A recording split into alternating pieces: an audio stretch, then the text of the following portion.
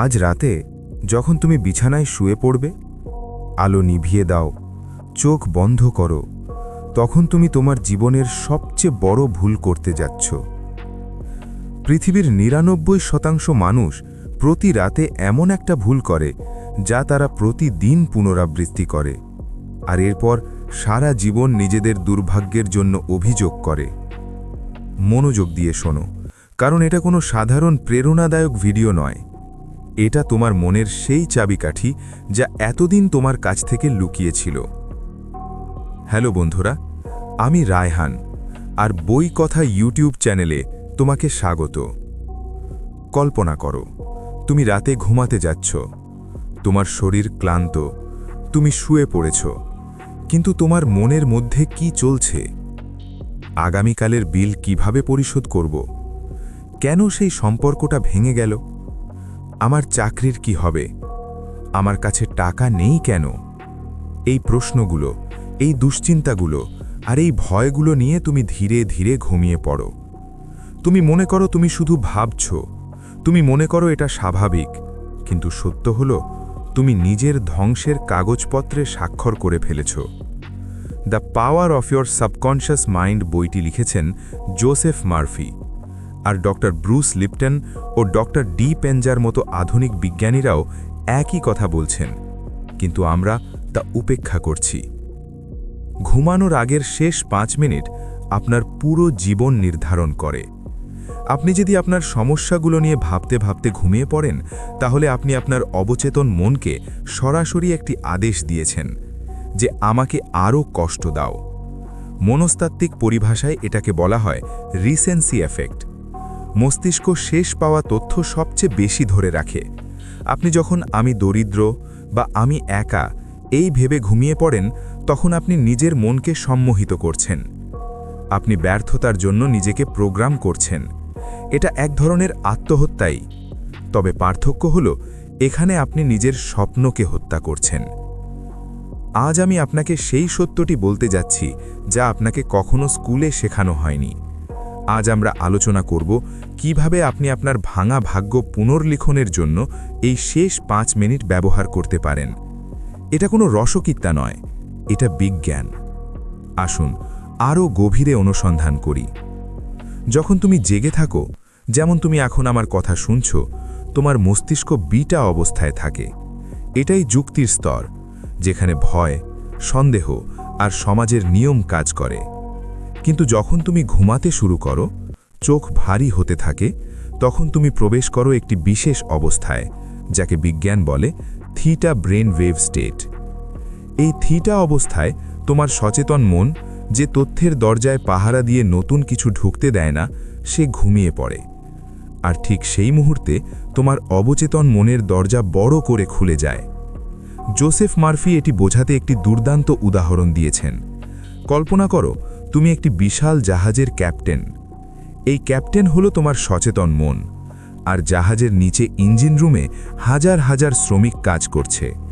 এটাই তোমার অবচেতন মন। ওরা জানে না বাইরে ঝড় আছে কিনা, দিন না রাত। ওরা জানে না জাহাজ সঠিক পথে যাচ্ছে না পাহাড়ের দিকে ধাক্কা মারতে চলছে। তাদের একমাত্র কাজ ক্যাপ্টেনের আদেশ পালন করা।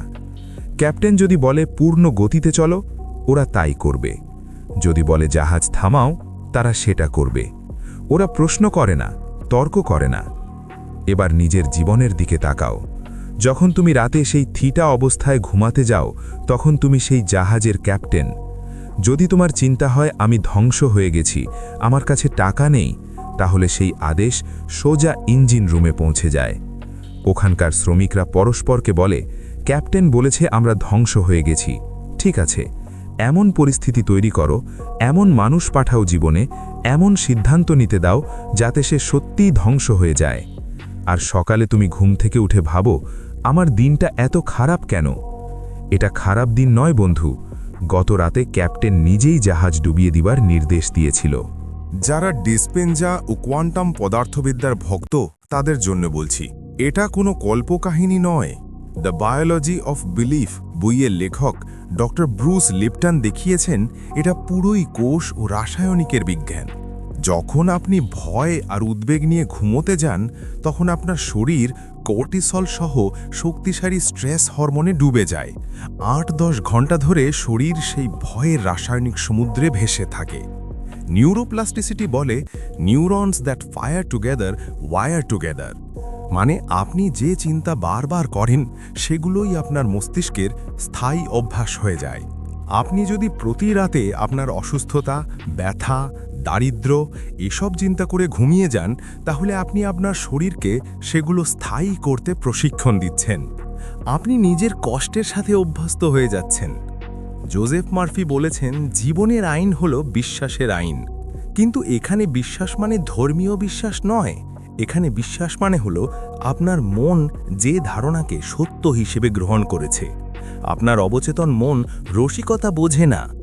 আপনি যদি মজা করেও বলেন আমার ভাগ্য খারাপ, আর সেটা যদি ঘুমের আগে থিটা অবস্থায় বলেন, তাহলে আপনার অবচেতন মন এটাকে বাস্তব করতে তার সমস্ত শক্তি ব্যবহার করবে। সে মহাবিশ্বে খুঁজে খুঁজে এমন ঘটনা, মানুষ আর সুযোগ এনে দেবে যাতে সত্যিই প্রমাণ হয়, হ্যাঁ, আপনার ভাগ্য খারাপ। বিজ্ঞানের ভাষায় এটাকে বলা হয় কনফার্মেশন বায়াস বা RAS। আপনার মস্তিষ্কে RAS বা রেটিকুলার অ্যাক্টিভেটিং সিস্টেম নামে এ সিস্টেম আছে, যা আমি পরে আরও বিস্তারিতভাবে ব্যাখ্যা করব। এই অংশটুকু অত্যন্ত গুরুত্বপূর্ণ, তাই খুব মনোযোগ দিয়ে বোঝো। RAS হলো তোমার মস্তিষ্কের গুগল সার্চ ইঞ্জিন। পৃথিবীতে প্রতি মুহূর্তে লক্ষ লক্ষ জিনিস ঘটছে, কিন্তু তোমার মস্তিষ্ক সব কিছুতে মনোযোগ দিতে পারে না। তাই RAS এর কাজ হলো ফিল্টার করা। এটি কেবল তোমাকে দেখায় কোন জিনিস তোমার জন্য গুরুত্বপূর্ণ। এখন প্রশ্ন হলো, কোন জিনিস গুরুত্বপূর্ণ এটা ঠিক করে কে? উত্তর সহজ, তুমি। বিশেষ করে যখন তুমি ঘুমোতে যাচ্ছ। যদি তুমি ঘুমানোর আগে মনে করো পৃথিবী ভয়ঙ্কর, মানুষ প্রতারক, সবাই শত্রু, তাহলে তুমি RAS সার্চ বারে লিখে দিলে প্রতারক মানুষ। এরপর সকালে ঘুম থেকে উঠলেই তুমি দেখবে সংবাদে প্রতারণা, রাস্তায় লড়াই, সন্দেহজনক আচরণ। এমনকি কেউ তোমাকে সাহায্য করতে হলেও তোমার RAS তোমাকে বলবে এটা সাসপিশিয়াস। কেন? কারণ তুমি আগের রাতে তোমার মস্তিষ্ককে এটাই করতে বলেছিলে। অন্যদিকে যদি তুমি বিশ্বাস নিয়ে ঘুমাতে যাও যে তুমি সফল হচ্ছ, অর্থ তোমার দিকে আসছে, তাহলে তোমার RAS পরের দিন তোমাকে সুযোগ দেখাবে। এমন মানুষের সাথে পরিচয় করিয়ে দেবে যারা তোমাকে সাহায্য করতে পারে। পৃথিবী একই থাকে, শহর একই থাকে, কিন্তু দৃষ্টিভঙ্গি বদলে যায়। তাই ধনীরা আরও ধনী হয়, কারণ তারা ধনী হবার চিন্তা নিয়ে ঘুমায়। আর দরিদ্ররা আরও দরিদ্র হয়, কারণ তারা ঘুমায় বিল আর ঋণের চিন্তায়। অনেকেই আছো যারা হেলথ নিয়ে চিন্তিত, কারোর ক্রনিক পেইন, কারোর ডিপ্রেশন, কারোর অ্যাংজাইটি। জোসেফ মার্ফি তার বইতে অসংখ্য উদাহরণ দিয়েছেন যেখানে মানুষ শুধু চিন্তার পরিবর্তনে দুরারোগ্য রোগ থেকেও সেরে উঠেছে। চিকিৎসা বিজ্ঞান একে বলে প্লাসিবো এফেক্ট, কিন্তু আসলে এটা তোমার বিশ্বাসের অলৌকিক ক্ষমতা। এখন খুব মনোযোগ দিয়ে শোনো, কারণ এই অংশটা তোমার পুরো লাইফ স্ক্রিপ্ট বদলে দিতে পারে। ডক্টর জো ডিসপেনজা বলেন, তোমার শরীর হলো তোমার অবচেতন মনের ডায়েরি। তুমি সারাদিন যা ভাবো, যা অনুভব করো, যেটাকে সত্য বলে মেনে নাও, তোমার শরীর সেটাকেই প্রকাশ করে। যদি তুমি দিনের পর দিন ভাবো আমি পারি না, আমার ভাগ্যে নেই, আমার দ্বারা হবে না, তাহলে তোমার শরীর ক্লান্ত হবে, মন ভারী হবে, শক্তি কমে যাবে। কারণ শরীর বিশ্বাস করে তুমি যুদ্ধ হেরে গেছো, আর যুদ্ধহারা শরীর আর লড়াইয়ের জন্য শক্তি জমায় না। কিন্তু যদি তুমি ঠিক উল্টোটা করো, যদি তুমি ব্যথার মাঝেও বলো আমি ঠিক হয়ে যাচ্ছি, ভয়ের মাঝেও বলো আমি নিরাপদ, তাহলে শরীর নতুন নির্দেশ পায়। কোষের ভিতরে রাসায়নিক বদলাতে শুরু করে, ইমিউন সিস্টেম জেগে ওঠে। এটাই কারণ কেউ কেউ কঠিন রোগ থেকেও বেরিয়ে আসে, আর কেউ সামান্য সমস্যাতেই ভেঙে পড়ে। পার্থক্যটা রোগে না, পার্থক্যটা বিশ্বাসে। এখন প্রশ্ন হলো, তাহলে আমি কি করব? খুব সাধারণ একটা কাজ। ঘুমানোর আগের শেষ 10 মিনিট তোমার জীবনের সবচেয়ে গুরুত্বপূর্ণ সময়। এই সময়ে তোমার মস্তিষ্ক থাকে থিটা ও আলফা স্টেটে, মানে অবচেতন মন খোলা থাকে। এই সময় যদি তুমি মোবাইল স্ক্রোল করো, নেগেটিভ ভিডিও দেখো, ভয়ের নিউজ দেখো, তাহলে তুমি নিজের হাতেই নিজের ভবিষ্যৎ নষ্ট করছো। বরং এই সময় চোখ বন্ধ করো, গভীর শ্বাস নাও, আর নিজের ভবিষ্যৎ কল্পনা করো। কল্পনা করো তুমি সুস্থ, তুমি শক্তিশালী, তুমি সফল। অনুভব করো এই জিনিসগুলো ইতিমধ্যেই সত্য, কারণ অবচেতন মন যুক্তি বোঝে না, সে অনুভূতি বোঝে। যে অনুভূতিটা তুমি দাও সে সেটাকেই বাস্তব করতে শুরু করে। অনেকেই বলে আমি তো চেষ্টা করি কিন্তু কিছু হয় না।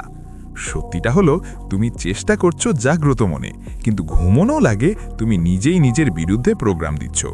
দিনে তুমি বলছো আমি বদলাতে চাই, আর রাতে বলছো সব শেষ, আমি পারবো না। তাহলে মস্তিষ্ক কাকে বিশ্বাস করবে? অবশ্যই রাতের কথাকে, কারণ রাতের চিন্তাই সরাসরি অবচেতনে ঢুকে যায়।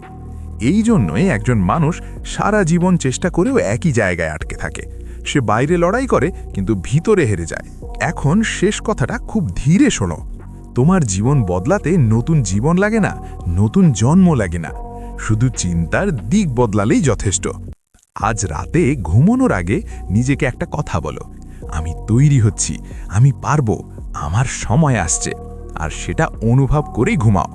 এক রাতেই সব বদলাবে না, কিন্তু এক রাত থেকেই বদল শুরু হয়। মনে রেখো, তুমি যেমন ভাবো তুমি ঠিক তেমনটাই হয়ে ওঠো। এটা মোটিভেশন না, এটা নিউরোসায়েন্স।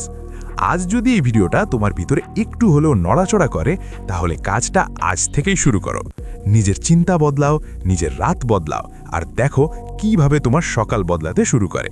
তোমার নীরব বিশ্বাসী তোমার ভবিষ্যৎ তৈরি করছে। এখন প্রশ্ন একটাই, তুমি কি বিশ্বাস বেছে নেবে?